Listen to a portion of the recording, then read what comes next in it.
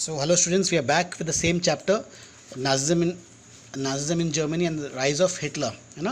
Uh, what was the name of the chapter? Nazism and the rise of Hitler. So, we are in the second part of this chapter, that is Hitler's rise to power.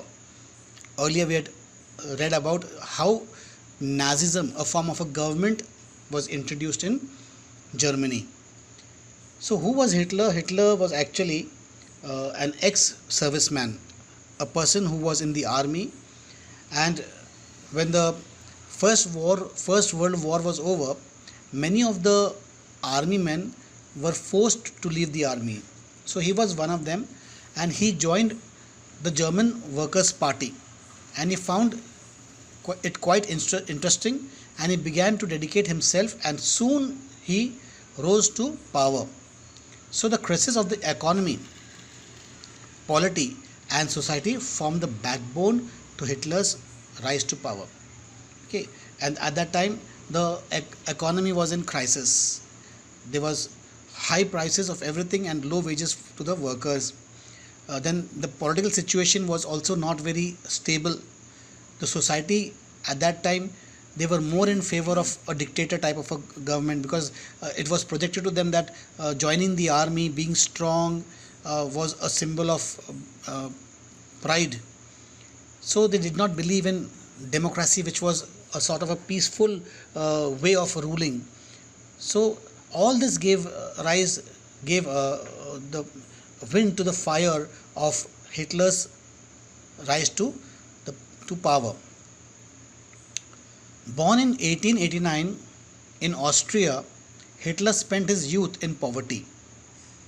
When the First World War broke out, he enrolled for the army, acted as a messenger in the front, became a corporal, and earned medals for bravery.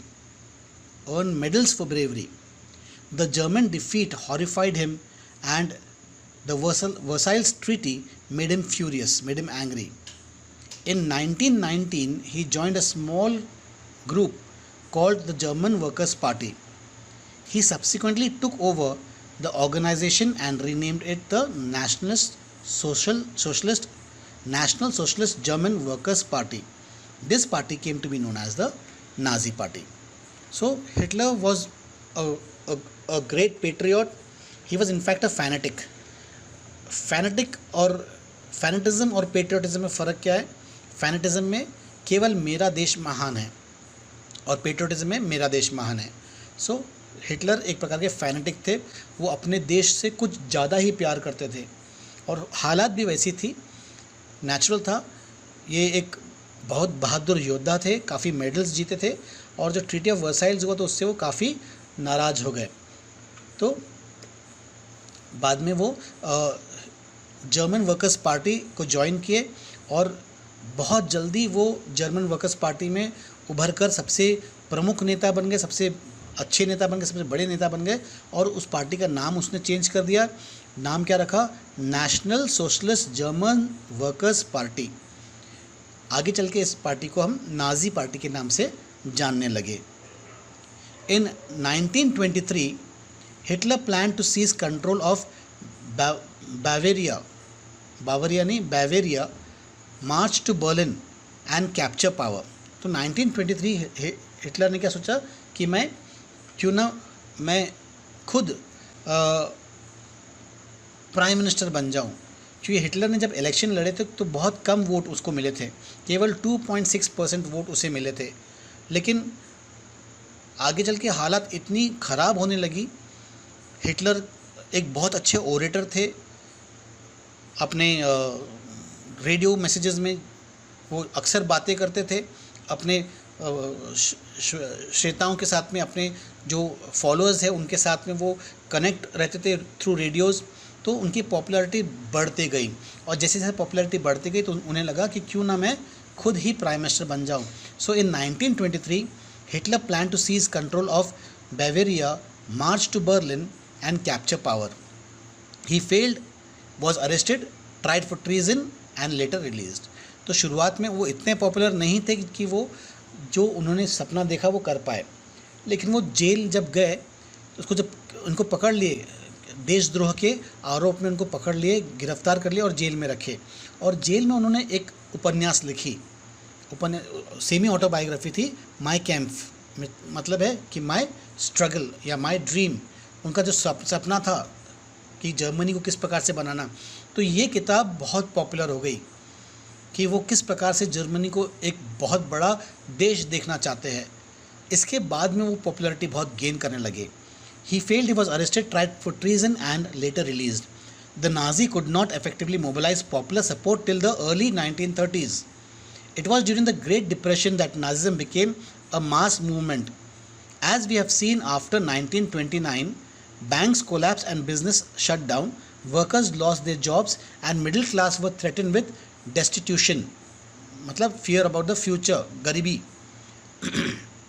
In such a situation, Nazi propaganda stirred hopes of a better future. अच्छे दिन आने वाले हैं, ये नारा actually माननीय प्रधानमंत्री मोदी जी का नहीं है, ये एक्चुअली हिटलर का नारा है।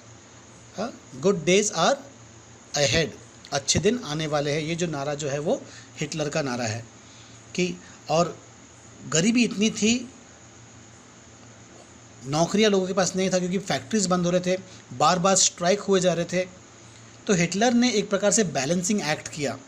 किस प्रकार से बैलेंसिंग एक्ट किया? उसने बैलेंसिंग एक्ट ऐसा किया कि जो भी वर्कर्स जो स्ट्राइक कर रहे थे, उनका स्ट्राइक करने का कारण क्या है वह जान लिया अच्छी तरह से, और कैपिटलिस्ट को बताया कि अगर आप वर्कर्स की कुछ डिमांड्स पूरी करोगे तो मैं आपको ये वादा करता हूँ कि आपके फैक्ट्रीज़ में हड़ताल नहीं होंगी।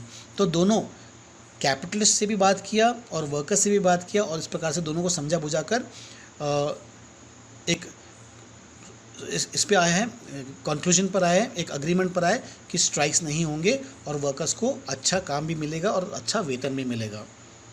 इन 1928 the Nazi party got not more than 2.6% votes in the Reichstag, ये क्या उनका पार्लियामेंट है, द जर्मन पार्लियामेंट।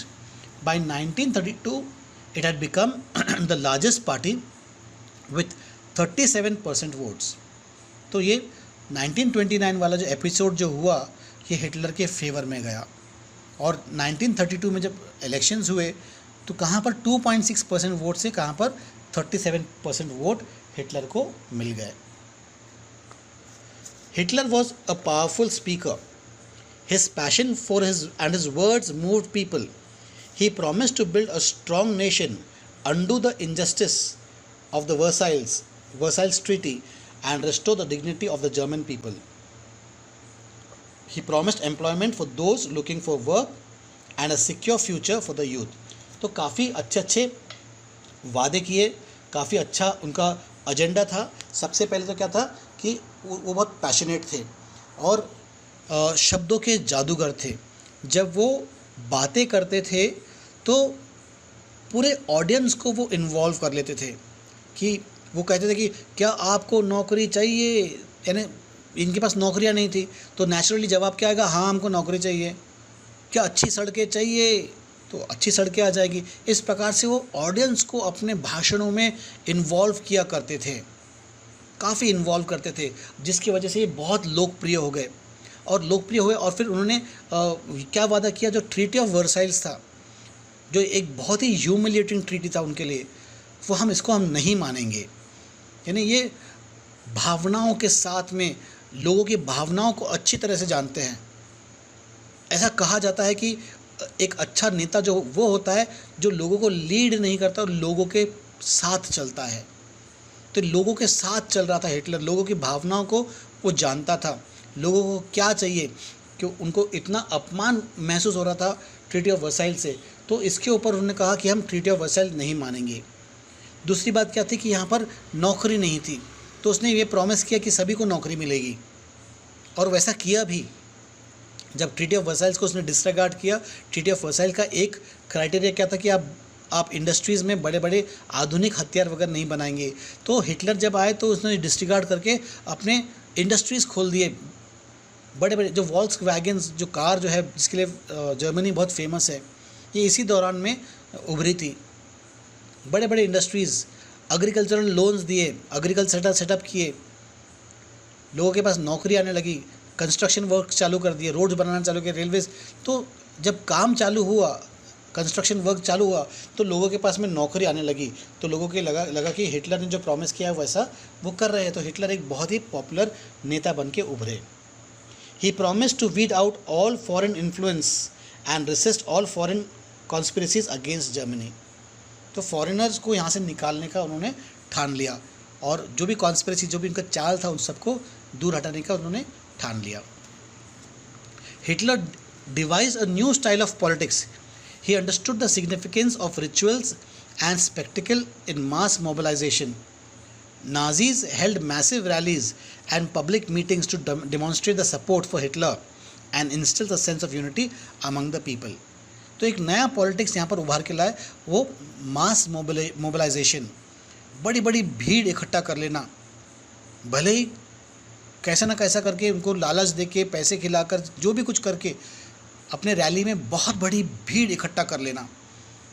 तो इससे क्या होता है, बाकी और लोगों को इससे हिम्मत बढ़ती है, प्रोत्साहन मिलता है कि कहते हैं जब हिटलर के साथ में इतने सारे लोग हैं तो हम भी इसके साथ में हो जाएंगे, ये हमारा एक बहुत अच्छा नेता बनकर आएगा।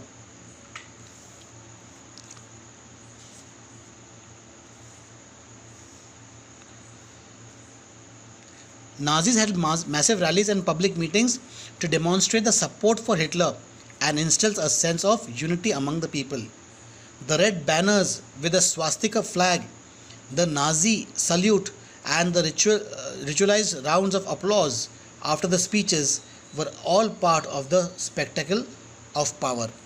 तो किस प्रकार से देखो ये लोगों को आकर्षित करते थे। उनका जो झंडा था, लाल कलर का झंडा, उसमें स्वास्तिका फ्लैग, स्वास्तिक मीन्स आर्यन, और red colour means the sporadic blood, जो ट्रू ब्लड, जो ये अपने आप को बहुत ही प्योर ब्लड के मानते थे।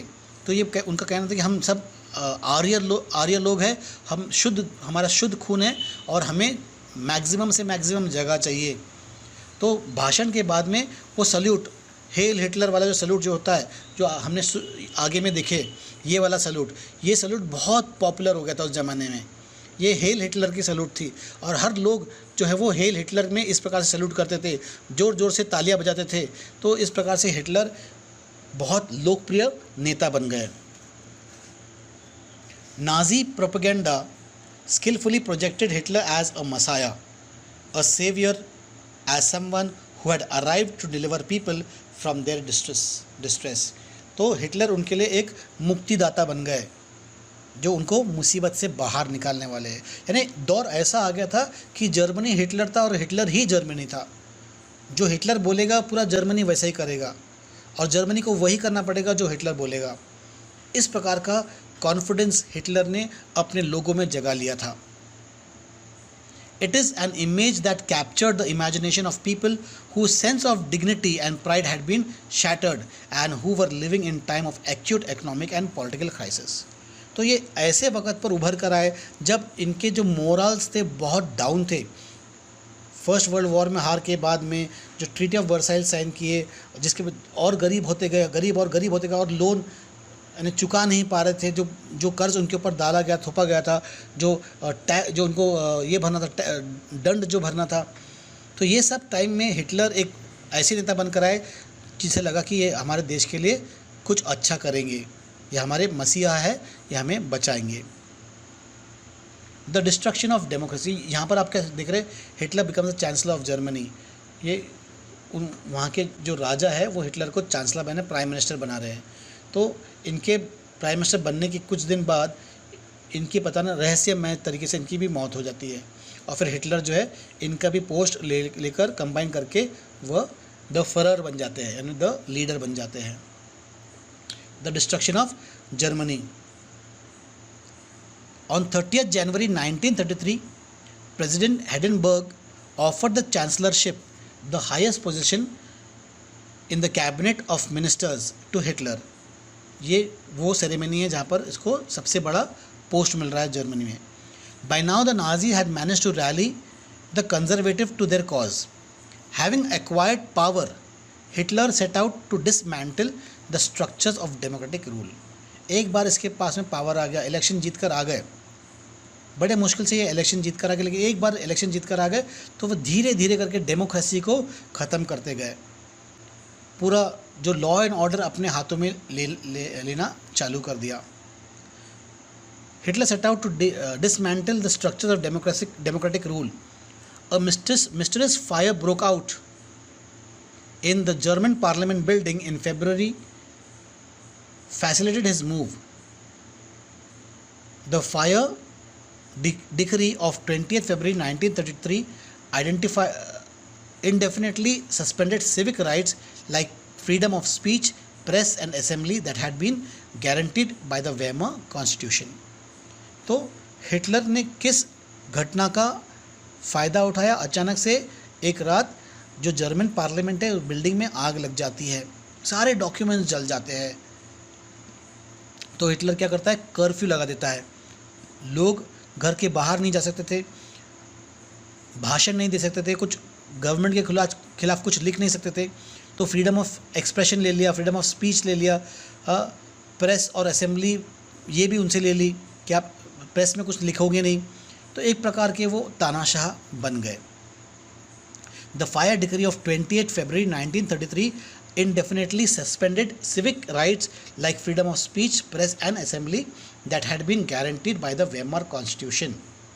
Then he turned on his arch enemies, the communists, most of whom were hurriedly packed off to the newly established concentration camps.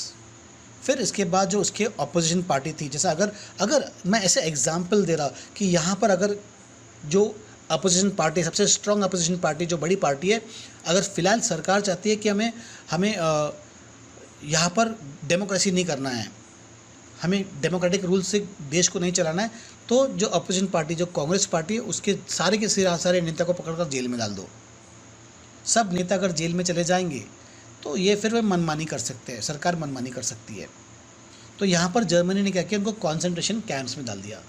ये है concentration camps. The repression of the communist was severe. Out of the surviving 6,808 arrest files of Dusseldorf, a small city of 500,000 population, 1,440 were those communists alone. तो 6,808 में से 1,440 जो है communist लोग थे, एक छोटे से शहर में जिसका पॉपुलेशन बड़े मुश्किल से 500,000 होगा। They were however only one among the 52 types of victims persecuted by the Nazis across the country. तो कम्युनिस्ट पार्टी के मेंबर्स केवल एक प्रकार के लोग थे, यानी 52 ऐसे अलग अलग प्रकार के लोग थे जिन्हें हिटलर ने इस प्रकार के कॉन्सेंट्रेशन कैंप्स में डाल दिया। On 3 March 1933 the famous enabling act was passed. This act established dictatorship in Germany. तो 3 मार्च 1933 में जर्मनी डेमोक्रेसी से डिक्टेटर रजीम बन गया, जहाँ पर हिटलर को पूरा पावर दे दिया गया। It gave Hitler all power to sideline parliament and rule by decree. All political parties and trade unions were banned except for the Nazi party and its affiliates. The state established complete control over the economy, media, army and judiciary. सब political को ban कर दिया, केवल वही party जो Nazi party के साथ में शामिल थी उनको एक्सेप्ट किया, बाकी सब बैन हो गए। मीडिया बैन हो गई, कंट्रोल ओवर द इकोनॉमी हो गया, आर्मी के ऊपर कंट्रोल हो गया, जुडिशरी के ऊपर कंट्रोल हो गया। तो एक प्रकार के जो हिटलर बोलेगा वही सत्य माना जाएगा। Special surveillance and security forces were created to control and order society in ways that the Nazis wanted. तो स्पेशल सिक्योरिटी यानी सीक्रेट पुलिस बनाई गई, लोग के ऊपर नज़र रखते थे कि कौन जो है वो हिटलर के खिलाफ जा सकता है। ज़रा सा भी संदेह होता है, ज़रा सा भी शक होता है कि XYZ व्यक्ति हिटलर के खिलाफ जा सकता है, उसको उठाकर जेल में डाल देते थे। Apart from the already existing regular police in green uniform and the SA और the storm troopers, these included the Gestapo, secret state police. Gestapo मतलब secret state police, the SS the Protection Squad, Criminal Police, and the Security Service (SD). It was the extra constitutional power of these newly organized forces that gave the Nazi state its reputation as the most dreaded criminal state. तो कुछ ज़्यादा ही power, ज़्यादा ही अधिकार दे दिया इन पार्टियों को, इन नए established organisations को. इसीलिए ये स्टेट, ये कंट्री एक क्रिमिनल कंट्री के नाम से आगे चल के जाने लगा.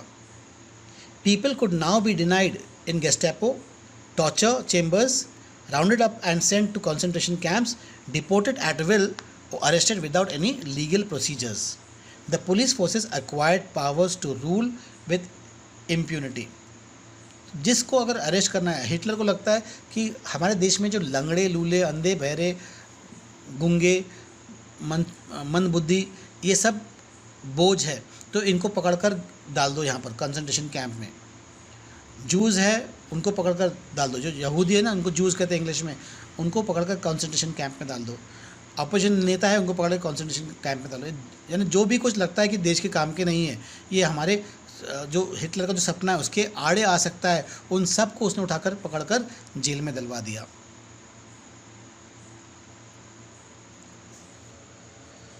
रिकंस्ट्रक्शन. फिर किस प्रकार से जर्मनी को रिकंस्ट्रक्ट किया गया, क्योंकि जर्मनी का जो पावर था पूरा, जो अलाइड फोर्सेस थे, वो पूरा अलाइड फोर्सेस ने कम कर दिया. तो reconstruction of Germany under Hitler. Hitler ने किस प्रकार से जर्मनी को वापस से उसके पहले वाले शिखर पर पहुंचा दिया कि वो दोबारा फ्रांस से, इंग्लैंड से और यूएसए से नज़र मिला सके, उसको आंख दिखा सके.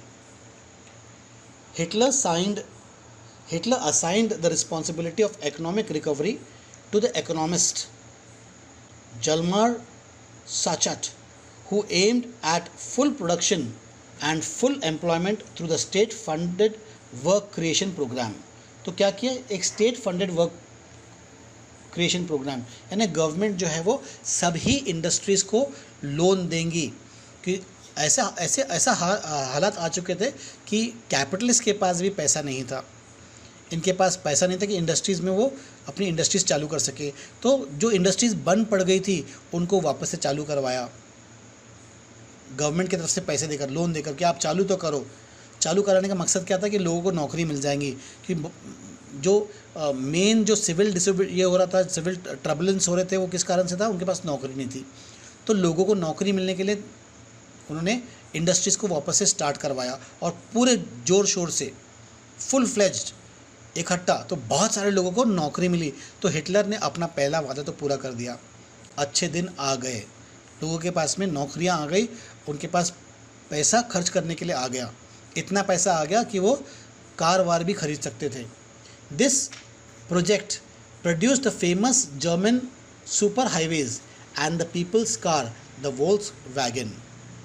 तो सुपर हाईवे, तो जो बड़े बड़े रोड जो है जर्मनी में, एक शहर से दूसरे शहर को कनेक्ट करने के लिए फास्ट रोड्स, यानी जहाँ पर स्पीड ब्रेकर्स ना हो. जैसा हमारे शहर में क्या रिंग रोड्स होते हैं, आउटर रिंग रोड्स होते हैं, तो वैसे बड़े बड़े रोड्स बनाना चालू हो गए.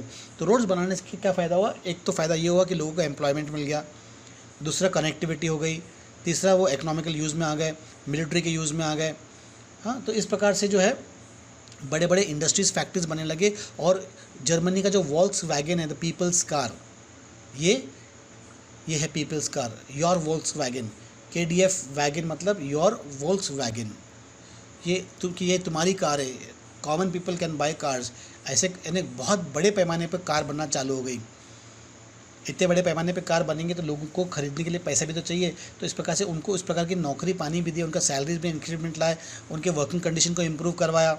हाँ, यूनियंस बैन थे, लेबर यूनियन, वर्कर्स यूनियन ये अलाउ नहीं था. हिटलर इनके फेवर में काम कर रहा था, तो यूनियन बनने का सवाल ही नहीं उठता. अगर कोई यूनियन बनाने की कोशिश भी करता तो फिर तो है कॉन्सेंट्रेशन कैंप, उठाकर डाल दो उनको वहाँ पर. In foreign policy also Hitler acquired quick success. ये तो इंटरनल पॉलिसीज़ थी. अपने देश के अंदर उसने देश के लिए क्या किया, और विदेश में इसने किस प्रकार से ट्रीटी ऑफ वर्साइल्स को नकार दिया. In foreign policies also, Hitler acquired quick success.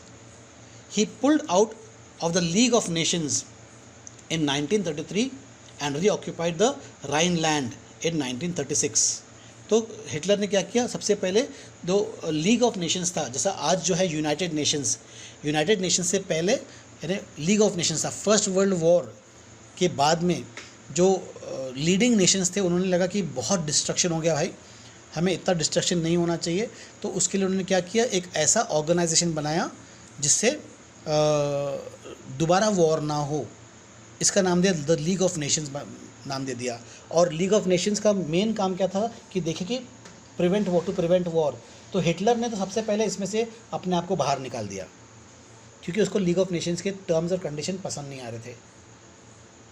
Treaty of Versailles जो था, लीग ऑफ नेशन अगर होगा तो उसको ट्रीटी ऑफ वर्साइल्स माननी पड़ेगी, इसलिए सबसे पहले वो लीग ऑफ नेशन से अपने आप को उसने बाहर निकाल दिया और उसने ट्रीटी ऑफ वर्साइल्स को तोड़ना चालू कर दिया। सबसे पहले क्या किया उसने, जो राइनलैंड था, जो पहले जर्मनी का जो हिस्सा था जिसे फ्रांस को दे दिया गया।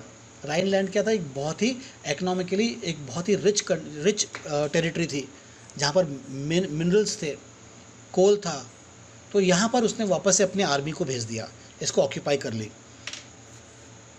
And integrated Austria and Germany और ऑस्ट्रिया को उसने एक बना दिया in 1938 under the slogan one people one empire one leader. तो ऑस्ट्रिया हंगरी ये अलग देश था, जर्मनी अलग देश था। उस वक्त ऑस्ट्रिया हंगरी एक देश था, तो ऑस्ट्रिया को उसने जर्मन में इंक्लूड कर दिया। ये देखो इस प्रकार से, ये जो मैप है इस प्रकार से उसने अपने आप को एक्सपैंड कर लिया। He then went on to wrest German speaking Sudetenland from Czechoslovakia. Sudetenland को भी उसने चेकोस्लोवाकिया से जीत लिया। जर्मनी के आसपास का इलाका देखो, जर्मनी जो है वो येलो में आपको जर्मनी दिखाई, ये जो है जर्मनी है, और इसके आसपास में जो ऑस्ट्रिया, यहाँ पे नीचे में ऑस्ट्रिया था, इसको भी जर्मनी का हिस्सा बना दिया। फिर स्लोवाकिया के आसपास के इस साइड वाला जो हिस्सा है उसको भी उसने जर्मनी में शामिल कर लिया। And gobbled up the entire country. In all of this, he had the unspoken support of England. तो इंग्लैंड के साथ में उसका पैक्ट हुआ था, इसको जेंटलमैन्स पैक्ट कहते हैं। जर्मनी और इंग्लैंड के बीच में एक जेंटलमैन्स पैक्ट हुआ। जर्मनी ने बोला कि भाई देखो, मैं अभी आने वाले 4-5 साल में हम एक दूसरे के साथ में लड़ाई नहीं करेंगे, आपको जो करना है आप करो, मुझे जो करना है मुझे करने दो, हम एक दूसरे के मैटर में इंटरफेयर नहीं करेंगे। तो इसलिए क्या हो गया कि इंग्लैंड ने इंटरफेयर नहीं किया। जब आसपास में ये टेरिटरी ऑक्यूपाई करने लगा, हिटलर टेरिटरी ऑक्यूपाई करने लगा। In all of this he had the unspoken support of England which had considered the Versailles treaty very harsh. तो इंग्लैंड ने जर्मनी को सपोर्ट क्यों किया? क्योंकि उसको लगा कि इसके साथ में जो हुआ है, जर्मनी के साथ में जो हुआ है बहुत बुरा हुआ है, इसलिए जर्मनी को थोड़ा सा वापस। तो ये एक प्रकार के अपीजमेंट था, ये अपीजमेंट पॉलिसीज़ थी जो लीडर्स की। जर्मनी, इंग्लैंड ने कुछ नहीं किया, यूएस ने कुछ नहीं किया, फ्रांस शांत बैठा हुआ था। फ्रांस तो डरा हुआ था, फ्रांस जो था डरा हुआ था, लेकिन जब फ्रांस के ऊपर उसने अटैक किया तब जाके बाकी देश जो है वो वापस से जर्मनी पे अटैक करने लगे। वो सेकेंड वर्ल्ड वॉर की बात हम बाद में पढ़ेंगे। In all of this, he had the unspoken support of England, which had considered the Versailles verdict too harsh. These quick success at home and abroad seemed to reverse the destiny of the country. तो जिस प्रकार से Hitler एक के बाद एक success पाने लगा तो लगा कि अभी तो देश की काया ही बदल गई। तो हिटलर एक बहुत बड़े करिश्माई नेता बन गए, कैरिस्मेटिक लीडर बन गए। Hitler did not stop here. Sketched had advised Hitler against investing hugely in rearmament as the state still ran on deficit financing. तो हिटलर यहाँ पर नहीं रुका। हिटलर को समझाया गया था कि हमने डिसइन्वेस्टमेंट में, रीआर्ममेंट में हमने पैसा नहीं लगाना चाहिए, क्योंकि अभी भी हम उधार के पैसे पर ही काम कर रहे हैं। इनके पास तो पैसा था नहीं, पैसा कहाँ से उधार आ रहा था? यूएसए से पैसा इनको उधार मिल रहा था। Cautious people however had no place in Germany. Sketch had to leave. तो जब हिटलर को स्केच ने कुछ समझाने की कोशिश की, जो उसका जो मेन इकोनॉमिस्ट था, सपोर्टर था, उसको उसके मन में शंका आई, तो हिटलर ने बोला अब तेरी जगह यहाँ पर नहीं है, आपको नौकरी छोड़नी पड़ेगी, उसे निकाल दिया। Hitler chose war as the way out of approaching economic crisis. Hitler को लगा अगर हमको इकोनॉमिक क्राइसिस से बाहर निकलना है तो युद्ध ही एक तरीका है जो हमें बाहर निकाल सकता है, हमें वापस से शिखर पर ला सकता है। Resources were to be accumulated through expansion of territory. अपने पास अगर रिसोर्सेज नहीं है तो कहाँ से लाएंगे, हम टेरिटरी को एक्सपैंड करेंगे, जैसे चाइना करने की कोशिश कर रहा है। चाइना इंडिया के ऊपर बहुत दबाव डाल रहा है ना। अभी जो वैली में जो मुठभेड़ हुआ, 20 सोल्जर्स अपने मारे गए, तो चाइना भी वैसे ही करने की कोशिश कर रहा है जो हिटलर ने किया था। इन सितंबर 1939 Germany invaded Poland. This started a war with France and England. In September 1940 a tripartite pact was signed between Germany, Italy and Japan, strengthening Hitler's claim to international power. तो 1939 में क्या हुआ, जर्मनी ने क्या किया, पोलैंड के ऊपर attack कर दिया। किस लिए अटैक किया, क्योंकि उसको इस बहाने पर कि पोलैंड में जर्मन स्पीकिंग जो लोग हैं वो रहते हैं और उनके ऊपर पोलैंड जो है अत्याचार कर रहा है।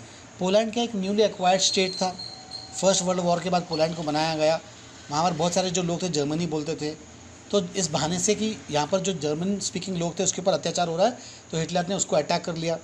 जब पोलैंड पे अटैक हुआ तब जाके फ्रांस और इंग्लैंड ने जाकर पोलैंड की मदद करने की कोशिश की, तब जाके वो जर्मनी से लड़ने लगे। तो इस वक्त जर्मनी ने एक ट्राईपार्टी अग्रीमेंट बना लिया, जापान को कॉन्फिडेंस में ले। जापान जो पहले फर्स्ट वर्ल्ड वॉर में इसके खिलाफ था, जर्मनी के खिलाफ था।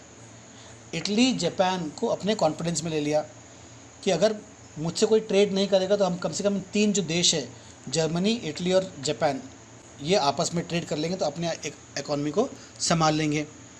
Italy and Japan strengthen Hitler's claim to international power. Puppet regimes supportive of Nazi Germany were installed in large part of Europe. By the end of 1940, Hitler was at the pinnacle of his power. तो 1940 आते आते Hitler एक बहुत बड़े नेता बन गए। Hitler now moved to achieve his long term aim of conquering Eastern Europe. Hitler का जो सपना था, फर्स्ट वर्ल्ड वॉर से जो सपना था, उसको पूरे ईस्टर्न यूरोप को कंट्रोल करना था, यानी ये इस इलाके में अब हिटलर की नज़र पहुंच गई कि अब मुझे हमें यहाँ इस साइड में एक्सपैंड करना है। Hitler now moved to achieve his long term aim of conquering Eastern Europe. He wanted to ensure food supplies and living space for German. Living space for German मतलब जर्मनी के जो नागरिक थे वो Aryans थे। उसका कहना था कि आर्यंस आर स्पोरेडिक ब्लड, यानी ये सबसे ऊंची जाति के लोग हैं और इनको रहने के लिए जगह चाहिए, इसलिए एक्सपेंशन इज़ अ मस्ट। आसपास के टेरिटरी में कॉन्कर करना बहुत ज़रूरी है। ही attack the Soviet union in जून 1941। अच्छा, जून 1940 को हिटलर ने रशिया के साथ में एक अग्रीमेंट, रशिया उस वक्त सोवियत यूनियन के नाम से जाना जाता था, उनके साथ में अग्रीमेंट किया था कि हम 4 साल तक हम आपस में युद्ध नहीं करेंगे। लेकिन जब हिटलर ने पोलैंड के ऊपर अटैक किया तो रशिया ने पोलैंड के ऊपर अटैक कर दिया। उसको लगा कि जो पोलैंड का जो भी कुछ छोटा मोटा जो टेरिटरी होगा वो मैं भी कैप्चर कर लूँ अपने साथ में लगने वाले। देखो जर्मनी और यूक्रेन ये सब जो है वो, रोमानिया, ये सब, हंगरी, स्लोवाकिया, ये रीजन्स पे पपेट गवर्नमेंट उसने लगा दिए थे। और फिर जब जर्मन ने यहाँ पर हमला कर दिया पोलैंड के ऊपर तो रशिया इसका फ़ायदा उठाने की कोशिश की, क्योंकि रशिया बीच में दखल अंदाजी किया करके जर्मनी ने रशिया के ऊपर भी हमला बोल दिया। He attacked the Soviet Union in June 1941. In the historic blunder, Hitler exposed the German Western Front to British aerial bombing and the Eastern Front to the powerful Soviet armies. अब यहाँ पर ये हिटलर से बहुत बड़ी भूल हो गई। रशिया पहले जैसा वाला रशिया नहीं रहा। जो फर्स्ट वर्ल्ड वॉर में रशिया का था एक कमज़ोर देश था, क्योंकि भले ही उसके पास एक बहुत बड़ी आर्मी थी, लेकिन वो एक एग्रीकल्चरल कंट्री था, इंडस्ट्रियल कंट्री नहीं था। लेकिन जब लेनिन सरकार आई वहाँ पर, जो बोल्शेविक रेवोल्यूशन हुआ, उसके बाद में क्या हुआ, इंडस्ट्रीज़ बहुत सारी बढ़ने लग गई और ये बहुत जल्दी डेवलप हो गए। तब हिटलर ने रशिया के ऊपर अटैक किया, ये एक बहुत बड़ी भूल हो गई। इसने एक साथ दो बड़े बड़े दुश्मनों के साथ में पंगा ले लिया। एक तरफ इंग्लैंड रोज़ रोज़ बम्बार्डिंग कर रहा था जर्मनी के ऊपर, और दूसरी तरफ रशिया एक बड़ा दुश्मन का सामना करना पड़ रहा था। जर्मनी को रशिया जैसे बड़े दुश्मन का सामना करना पड़ रहा था। The Soviet Red Army inflicted a crushing and humiliating defeat on the German at Stalingrad. After this the Soviet Red Army hounded out of the retreating German soldiers until they reached the heart of Berlin, establishing Soviet hegemony over the entire Eastern Europe for half a century thereafter.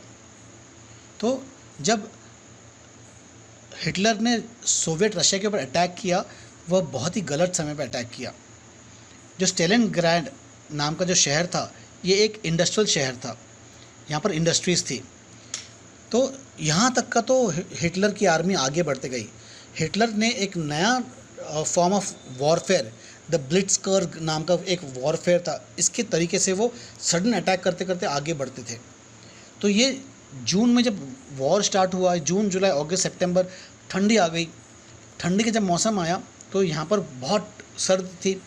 तो Russia ने क्या किया, Soviet union ने क्या किया, ये जो स्टेलिनग्राड नाम का जो शहर है, इन्होंने पहले ही खाली कर दिया। जर्मनी के सोल्जर्स आने से पहले ही इन्होंने अपने ही शहर को खाली कर दिया और शहर को तबाह कर दिया। शहर में जितने भी चीज़ें थे उसको तोड़ फोड़, जो लगता था वो लेकर चले गए और बाकी सब चीज़ को डिस्ट्रॉय कर दिया। इससे क्या हुआ कि आने वाले दुश्मन को यहाँ पे जो रिसोर्सेज है वो नहीं मिले।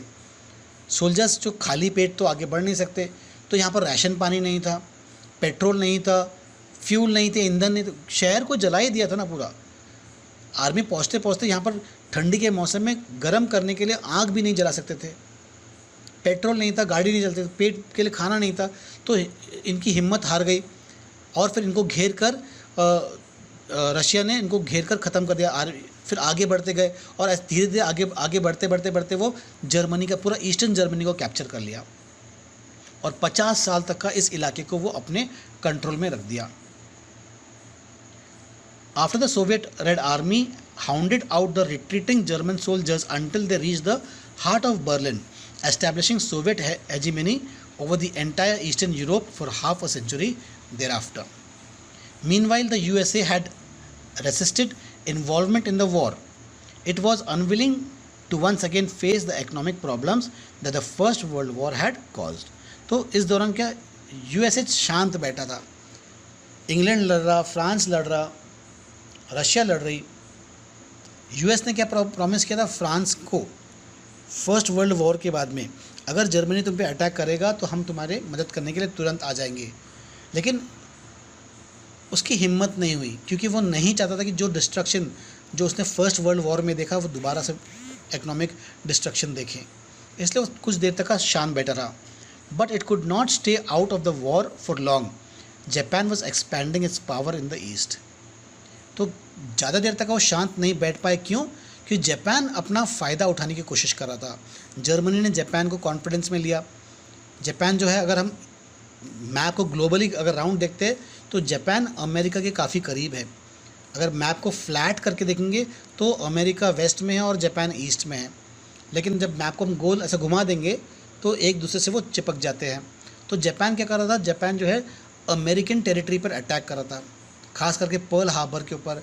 तो अमेरिका अपने आप को इस युद्ध से बाहर नहीं रख पा रहा था। वो युद्ध से बाहर रहना चाहता था लेकिन नहीं रह पा रहा था।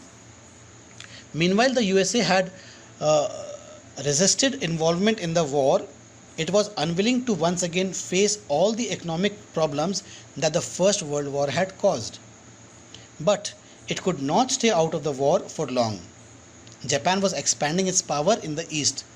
It had occupied French Indochina and was planning attack on US naval base in the Pacific. French Indo China मतलब म्यांमार, हाँ, और चाइना का जो हिस्सा, कुछ हिस्सा, इस पे ऑलरेडी जापान ने कब्जा कर लिया। जहाँ पर यूरोप का, फ्रांस का कब्जा था, उस टेरिटरी को, फ्रांस को हराकर उसके कॉलोनीज़ पे जापानी का कब्जा कर लिया। चाइना के कुछ हिस्से पे कब्जा कर लिया। इंडिया के अंदर इन्वेड करने की कोशिश कर रहे थे with the help of Subhash Chandra Bose, the Indian national army. तो अब अमेरिका अपने आप को युद्ध से बाहर नहीं रखना चाहता था। It had occupied French Indo China and was planning attacks on US naval base in the Pacific. When Japan extended its support to Hitler and bombed the US base at Pearl Harbor, the US entered the Second World War. तो Japan ने जब Hitler को support किया और US के Pearl Harbor के ऊपर attack कर दिया। यूएस का जो पर्ल हार्बर था वो एक बहुत ही इंपॉर्टेंट हार्बर था। इकोनॉमिकली पॉइंट से देखा जाओ, इंडिया के लिए जिस प्रकार से बॉम्बे है, उस प्रकार से पर्ल हार्बर अमेरिका के लिए हुआ करता था। तो जब जापान ने जर्मनी के सपोर्ट में आकर यहाँ पर अटैक कर दिया, तब जाके यूएसए जो है वो वॉर में उतर गया।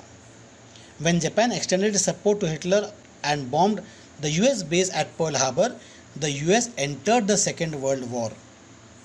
The war ended on May 1945 with Hitler's defeat and the US dropping the atom bomb on Hiroshima in Japan. तो आखिरकार फर्स्ट वर्ल्ड वॉर कब आया? जब रशिया ने हिटलर को हरा दिया, हिटलर ने आत्महत्या कर ली और यूएसए ने जापान के ऊपर 6 अगस्त 1945 को एक बॉम्ब ड्रॉप कर दिया हिरोशिमा और नागासाकी के ऊपर। From this brief account of what happened in the south in the Second World War, we now return to Helmut and his father story, a story of Nazi criminality during the war. फिर जब war ये ख़त्म हुआ तो ये पूरा flashback में जो कहानी, जो मैंने बताया शुरुआत में बताया कि ये कहानी पूरे फ्लैशबैक में है। हेलमत ने जो अपने मम्मी पापा को कहानी बोलते, ये बात करते सुन ली थी कि अब हमारा क्या होगा, क्या ये समय आ गया कि मैं अकेला आत्महत्या कर लूँ या पूरे परिवार के साथ में। ऐसा वो जो मेडिकल ऑफिसर था, हेलमत के पिताजी, ये बोल रहे थे। तो कहानी की शुरुआत वहाँ से हुई। तो यहाँ पर हम अब इस ब्रीफ समरी में हम जो है इसके बारे में समझ सकते हैं। ठीक है, सो आई एक्सपेक्ट दैट आपको ये चैप्टर समझ में आया होगा। I will be uploading some questions, kindly answer them. This is Tyrone signing off for today.